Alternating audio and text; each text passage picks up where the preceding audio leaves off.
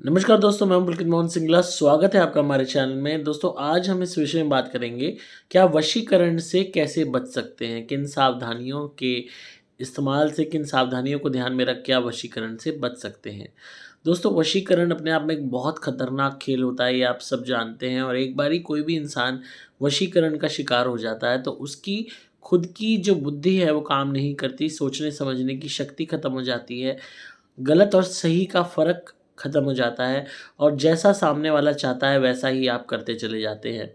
तो वशीकरण अक्सर लोग जो करते हैं या तो किसी से शारीरिक संबंध प्राप्त करने के लिए करते हैं या किसी से पैसे का फ़ायदा उठाने के लिए करते हैं, किसी को लूटने के लिए करते हैं, किसी को बेवकूफ़ बनाने के लिए करते हैं, किसी से अपना काम निकालने के लिए करते हैं, किसी को अपनी कोई चीज़ बेचने के लिए करते हैं। सपोज़ किसी ने अपना मकान बेचना हो, अपनी ज़मीन बेचनी हो, तो हो सकता है वो आप पे वशीकरण कर ले, या किसी की कोई चीज़ खरीदनी हो, किसी का घर पसंद आ गया हो, वो ज़बरदस्ती उससे हासिल करना है। तो इस तरीके के जो है कामों में भी लोग वशीकरण कराते हैं। किसी के ऊपर गलत दृष्टि है, कुदृष्टि है, गलत संबंध बनाने हैं, शारीरिक संबंध बनाने हैं, तो भी लोग वशीकरण करते हैं। ज़मीन जायदाद के मामलों में सबसे ज़्यादा वशीकरण होते हैं, प्रेम प्रसंगों के मामलों में सबसे ज़्यादा वशीकरण होते हैं। और मैक्सिमम वशीकरण के जो लोग हैं शिकार इसलिए हो जाते हैं क्योंकि वो भोलेपन में आ जाते हैं और वो विश्वास कर लेते हैं अंधे होके सामने वाले पे। और विश्वास भी इन चीज़ों पे, उन गलतियों पे कह लो कि वो कर लेते हैं कि भाई सामने वाला को वो मौका खुद दे देते हैं वशीकरण करने का। तो वो मैं गलतियाँ भी बताने वाला हूँ और क्या सावधानी आप रखोगे जिससे बच सको ऐसे वशीकरणों से, तो उसका भी आपको मैं बताने वाला हूँ, जिससे आप कहीं न कहीं बचोगे। पहली चीज़ जो सबसे ज़्यादा इम्पोर्टेंट है समझने की, कि वशीकरण किसी न किसी, अगर प्रबल हम वशीकरण की बात करें, तो किसी न किसी खाने की वस्तु के द्वारा ही ये प्रबल वशीकरण होता है। अगर हम बहुत ही ज़्यादा प्रबल वशीकरण की बात करें, तो उसमें खाने की वस्तु का इस्तेमाल सबसे ज़्यादा इम्पोर्टेंट होता है।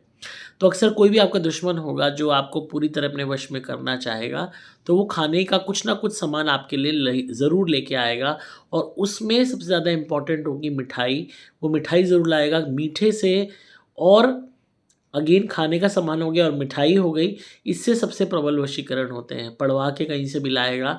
और इसमें भी सबसे इम्पोर्टेंट डेज़ जो होते हैं वो है ट्यूसडे, सैटरडे और थर्सडे।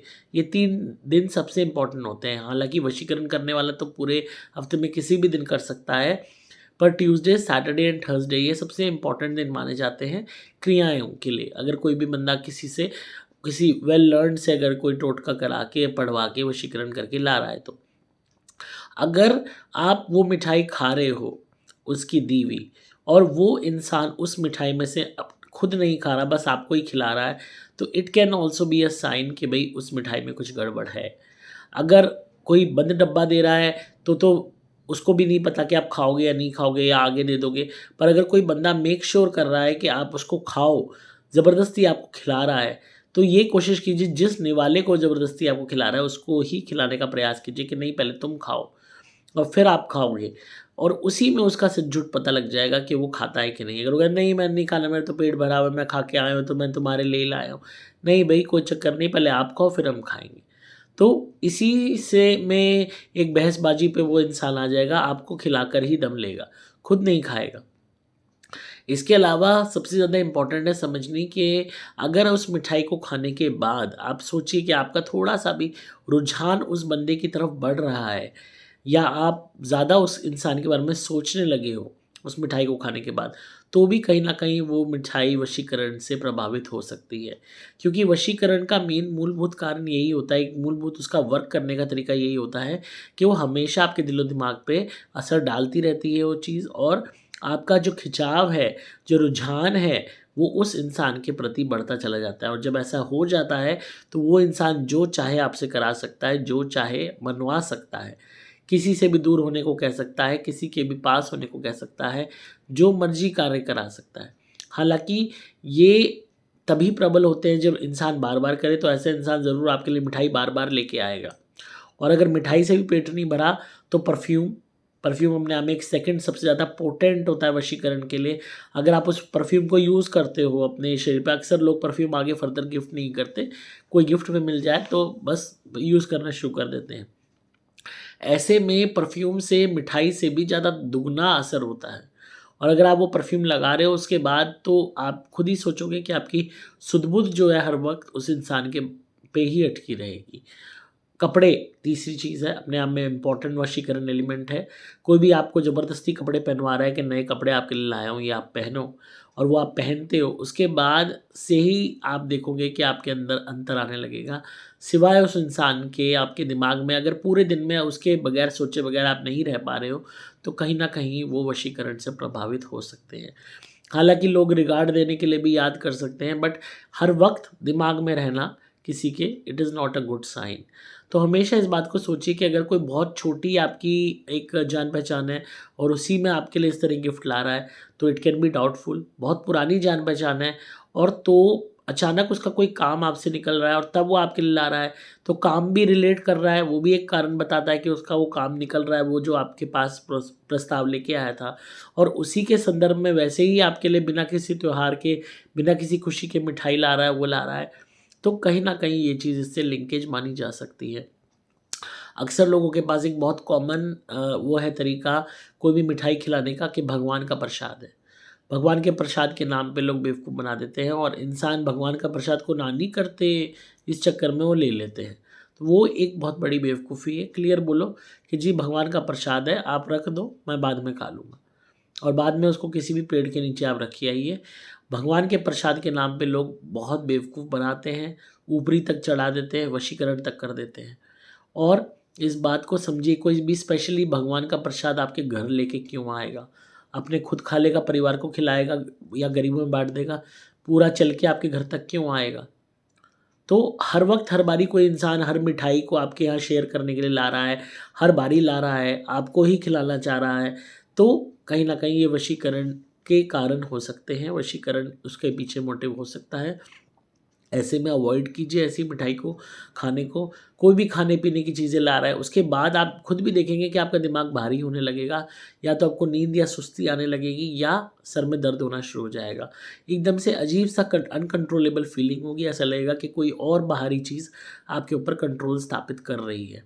जो आपकी थिंकिंग एबिलिटी है वो कमज़ोर होने लगेगी और जो शक करने की टेंडेंसी है उस पर्टिकुलर इंसान के प्रति, वो ख़त्म होने लगेगी।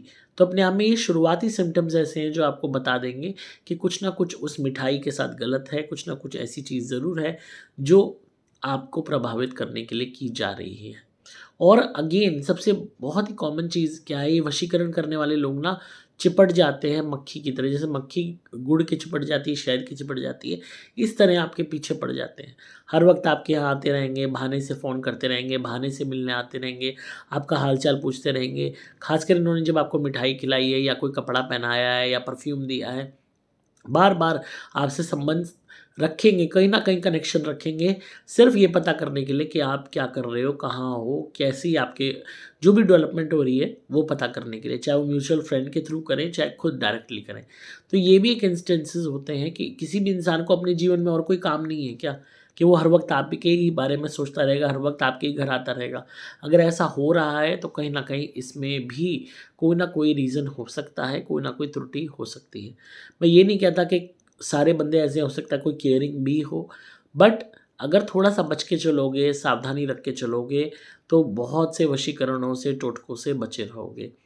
एंड अगेन अमावस्या का दिन, पूर्णिमा का दिन, त्योहारों के दिन, ये जो दिन ऐसे होते हैं, हमेशा सजग रहें, हमेशा अलर्ट रहें, किसी भी आँख मूंद के भरोसा ना करें और खाने के मामले में तो बच के ही रहें तो ज़्यादा अच्छा है। कुछ भी पहनना है, परफ्यूम है, ऐसी चीज़ें हमेशा खुद से खरीदें।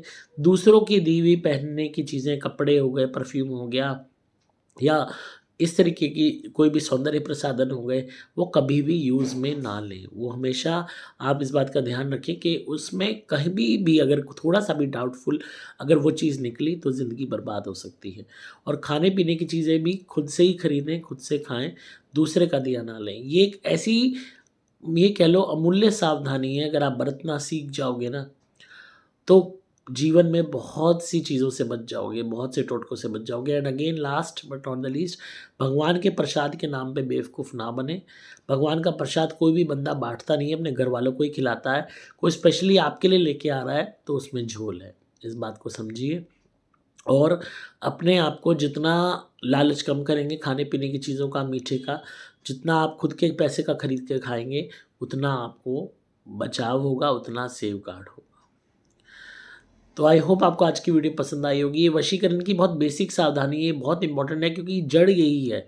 यहीं से शुरुआत हो जाती है और लोग बेवकूफ़ बन जाते हैं और उसके बाद चीज़ें बिगड़ती चली जाती हैं। क्योंकि ये जो वशीकरण करने वाले होते हैं, बार-बार खिलाते हैं, बार-बार कपड़ा पहनाते हैं, परफ्यूम देते हैं और ख़ासकर खिलाने-मिलाने में सबसे माहिर होते हैं।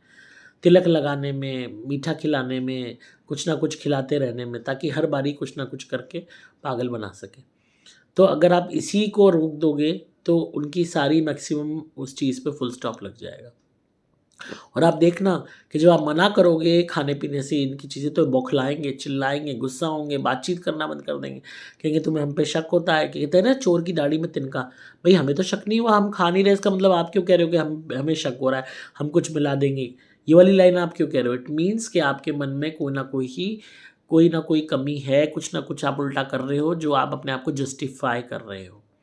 तो इसीलिए हमेशा बुरा मानता है माने, 10 बार ही माने, पर अपने आप को बचाने के लिए चाहे बुरा बनना पड़े, अवॉइड कीजिए। ये बेसिक स्टेप है। यहीं से बच जाओगे तो बहुत सी चीज़ों से बच जाओगे।